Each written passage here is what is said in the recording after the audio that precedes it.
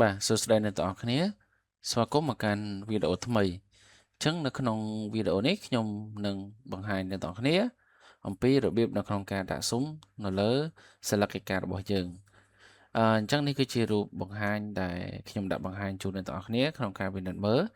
អញ្ចឹងក្នុងវីដេអូនេះខ្ញុំនឹងបង្ហាញលម្អិតអំពីរបៀបនៅក្នុងការដាក់ស៊ុំជុំវិញសិលឹកឯការបស់យើងអញ្ចឹងការដាក់ស៊ុំគឺមានរបៀប2ទី1គឺបងប្អូនអាចធ្វើការដាក់ស៊ុំនៅលើកម្មវិធីដែលមានស្រាប់របស់កម្មវិធី Word របស់យើងហើយមួយទៀតបងប្អូនអាចធ្វើការ design ទៅលើការទាញយកទម្រង់ border មានន័យថាស៊ុំផ្សេងៗហ្នឹងចេញពីអឺអ៊ីនធឺណិតអីចឹងទៅតាម Google ឬក៏តាម Telegram ដែលគេចែករំលែកចឹងណាបាទអញ្ចឹងក្នុងវីដេអូនេះខ្ញុំនឹងបង្ហាញងាយៗខ្លីៗអំពីរបៀបនៅក្នុងការដាក់ស៊ុំនៅលើ page background បាទអញ្ចឹងកុំឲ្យខាត់ពេកយើងចូលទៅកាន់វីដេអូតែម្ដងបាទអញ្ចឹងជាដំបូងគឺ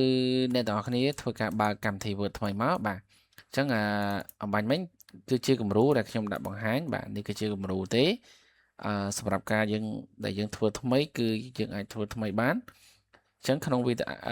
អូនេះខ្ញុំនឹងបង្ហាញលម្អិតទាំងអស់បាទលម្អិតទាំងអស់ពាក់ព័ន្ធទៅនឹងការដាក់ page background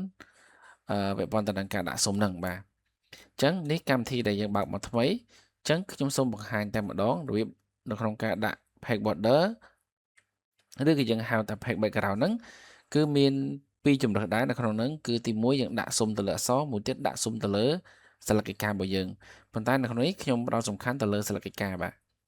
អញ្ចឹងជាដំបូងគឺអ្នកទាំងអស់គ្នាចូលមកកាន់ design នេះមកបាទអញ្ចឹងកុំព្យូទ័ររបស់យើងមាន design tab នេះយើងអាចចុចទៅលើនេះមកបន្តមកទៀតយើងឃើញមានក្រុមមួយគឺក្រុម page background នៅខាងស្ដាំដៃបំផុតណាបាទអញ្ចឹងអ្នកទាំងអស់គ្នាធ្វើការរើសទៅលើ page border បាទត្រង់ចំណុចនេះចាំខ្ញុំបង្ហាញថែមពីរទៀតពាក់ព័ន្ធទៅនឹងការប្រើប្រាស់ដូចជា watermark ហើយនិង page color អញ្ចឹងខ្ញុំសូមបង្ហាញទៅលើ page border មុនដោយសារនេះមានលក្ខណៈស្មុគស្មាញច្រើនអញ្ចឹងយើងចុចទៅលើ page border មកអញ្ចឹងនៅពេលដែលយើងធ្វើការចុចទៅលើ page border យើងឃើញមានទម្រង់3នៅលើហ្នឹងទី1អ្នកទាំងអស់គ្នាឃើញទៅលើ border ទី2គឺយើងឃើញទៅលើ page border ហើយទី3គឺយើងមើលទៅលើឃើញទៅលើ shading អញ្ចឹងខ្ញុំសូមបង្ហាញករណីបងប្អូនឬក៏អ្នកទាំងអស់គ្នាដាក់ស៊ុំទៅលើសិលឹកឯការបស់យើងគឺយើងចូលទៅលើ page border ប៉ុន្តែដោយឡែកបើសិនជាអ្នកទាំងអស់គ្នាដាក់ស៊ុំនៅលើអក្សរគឺឈរមកលើ border បាទហើយសម្រាប់ setting គឺជាកន្លែងចាក់ផ្ទៃអញ្ចឹងខ្ញុំអត់បង្ហាញទៅលើ setting ទេខ្ញុំសូមបង្ហាញទៅលើ border តែម្ដងបាទអញ្ចឹងបងប្អូនទាំងអស់គ្នាឈរមកលើ page border នេះមកហើយក្នុងនេះគឺមាន style ដែលមានស្រាប់យើងអាចធ្វើការរើសបានមានន័យថាជាលក្ខណៈសាមញ្ញធម្មតាឧទាហរណ៍ខ្ញុំយកមកនេះជាឧទាហរណ៍មើលមួយបាទអញ្ចឹងខ្ញុំចុចមកគឺបានបែបហ្នឹងអញ្ចឹងនេះគឺលក្ខណៈ style ធម្មតាតែដោយឡែកបើសិនជាអ្នកទាំងអស់គ្នាចង់ធ្វើការដាក់ស៊ុំជាលក្ខណៈក្បាច់មាន mode មានអីមើលមកខាងក្រោមនេះបាទខាងក្រោមនេះមានមួយគេដាក់ add អញ្ចឹងអ្នកទាំងអស់គ្នាអាចធ្វើការរើសនៅលើនេះមកហើយក្នុងនោះមានទម្រង់ច្រើនមានរូបភាពមានជាក្បាច់មានអីចឹងទៅបាទជាទូទៅបងប្អូនឃើញក្បាច់ទាំងអស់នេះឃើញដូចនៅលើទម្រង់ដូចជាសន្លឹកបុណ្យការប្រាក់បុណ្យកឋិនបុណ្យផ្សេងបាទភាគច្រើនឃើញទៅលើបុណ្យឬក៏លើធៀបមួយចំនួនហ្នឹងក៏បងប្អូនឃើញដែរមានក្បាច់មានអីតិចហ្នឹងគឺពេលខ្លះគឺគេធ្វើនៅលើហ្នឹងហើយពេលខ្លះទៀតដូចខ្ញុំជម្រាបជូនចឹងថាគេធ្វើមកពីអាចទាញចេញពី Google ឬក៏ download ចេញពី Telegram ចឹងទៅបាទអញ្ចឹងយើងធ្វើការរើសម៉ូដមួយមកឧទាហរណ៍ខ្ញុំរើសក្បាច់ណាមួយដែលពេញចិត្ត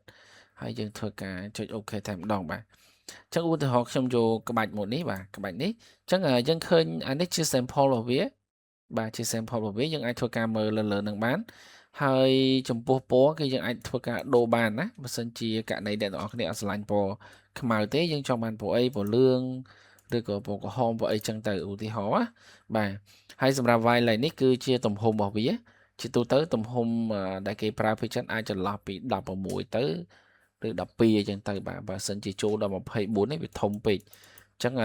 អ្នកទាំងអស់គ្នាអាចធ្វើការកំណត់ទៅលើ y ហ្នឹងតែ15ឬក៏18អញ្ចឹងទៅបាទអាស្រ័យលើយើងជាក់ស្ដែងណាហើយស៊ុំនេះមិនកំណត់ទេប៉ុន្តែទំហំអាចមើលអាស្រ័យលើអក្សរឬក៏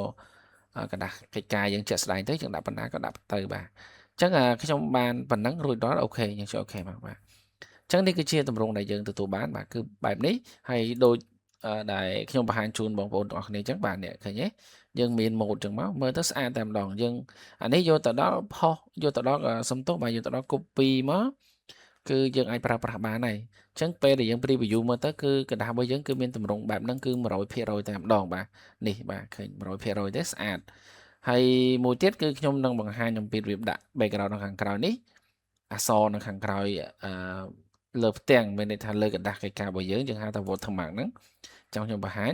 អូខេអញ្ចឹងពាក់ព័ន្ធទៅនឹងការដាក់ border មានប៉ុណ្ណឹងបងប្អូនអាចធ្វើការអនុវត្តទៅលើការដាក់ page border ហ្នឹង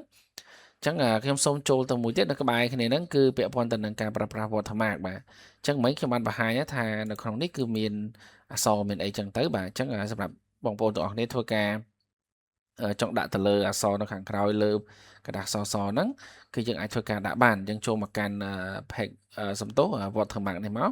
អញ្ចឹងខ្ញុំសូមបកមកសិលឹកកិច្ចការយើងវិញបាទអញ្ចឹងនេះរបស់យើងស slide អញ្ចឹងបងអាចធ្វើការ review បានបាទនេះអញ្ចឹងសអត់មានអីទេអញ្ចឹងខ្ញុំសូមធ្វើការដាក់តែម្ដងជាឧទាហរណ៍ជូនអញ្ចឹងលើនេះជាគំរូស្រាប់ទេករណីបើសិនយើងចង់ដាក់គឺយើងចូលមកកាន់ custom នេះមកបាទហើយយើងចូលកន្លែងដាក់រូបភាពក៏បានដែរណាបាទដាក់រូបភាពទៅ select មករូបភាពនៅណាទៅយកហ្នឹងមកហើយអានេះខ្ញុំដាក់ text អញ្ចឹងខ្ញុំចុចលើ text មកហើយពាក់ព័ន្ធទៅនឹង text នេះមាន4បន្លោះដែលយើងត្រូវពិនិត្យមើលទី1អង់គ្លេសនេះ language ទេយើងមិនបាច់ប៉ះពាល់វាទេបាទហើយមួយទៀតពាក់ព័ន្ធទៅនឹង text អញ្ចឹង text នេះយើងដូរមកឧទាហរណ៍ថាបងប្អូនចង់ដាក់ឈ្មោះអ្នកណាយើងដាក់អ្នកហ្នឹងមកដាក់ឈ្មោះបងប្អូនអញ្ចឹងទៅបាទករណីយើងត្រូវការប្រើប្រាស់អីជាក់ស្ដែងយើងដាក់ហ្នឹងមកហើយចំពោះ font កន្លែងនេះគឺ font នេះគឺយើងធ្វើការបដូរ font បាទបើសិនជាយើងដាក់ហ្នឹងធម្មតាគឺយើងនឹងទទួលបាន font ធម្មតាដែរអញ្ចឹងខ្ញុំសូមដាក់ California FB មកហើយ size យើងដាក់ auto ក៏បានចង់រើសទំហំស្រាប់យកតែម្ដងក៏បានណាអញ្ចឹងជា recommend គឺយើងគួរតែប្រើ size auto ទៅល្អជាងហើយ color យើងដាក់ពណ៌អីក៏បានដែរឧទាហរណ៍ខ្ញុំដាក់ពណ៌ក្រហមដែរចុះវាស៊ីគ្នាអានេះយើងអាចបន្ថយវាទេអាសារក្រហមនោះវារៀងនេះពេកបាទយើងយកអញ្ចឹងក៏បានដែរយកក្រហមក៏បានដែរតាអូខេអញ្ចឹងយើងបានខ្ញុំ apply ចូលអូខេនេះគឺជាទម្រង់ដែលយើងទទួលបានបាទអ្នកទាំងអស់គ្នាអាចធ្វើការ preview បានបាទអញ្ចឹងនៅពេលដែល print មកគឺ100%ណានឹងជាប់នៅពីក្រោយអញ្ចឹងករណីយើងសេអត្ថបទអីយើងចង់ដាក់កម្មសិទ្ធិបញ្ញាឈ្មោះយើងអីចឹងណាបាទអញ្ចឹងយើងអាចធ្វើការដាក់បានហើយអូខេអញ្ចឹងវីដេអូនេះគឺមានប៉ុណ្ណឹងសម្រាប់វីដេអូបន្តចំពោះបងប្អូនដែលចង់ដឹងអំពីរបៀបនៅក្នុងការដាក់សុំស្អាតតែយើងធ្វើសញ្ញាបត្រធ្វើអីហ្នឹងហើយក្នុងវីដេអូបន្តខ្ញុំនឹងបង្ហាញជូនអ្នកទាំងអស់គ្នាបាទអញ្ចឹងក្នុងវីដេអូនេះខ្ញុំសន្មតថាចប់ប៉ុណ្ណឹងអរគុណច្រើនចំពោះការតាមដានទស្សនារបស់អ្នកទាំងអស់គ្នាហើយយើងនឹងជួបគ្នានៅវីដេអូក្រោយបាទសូមអរគុណសូមជម្រាបលា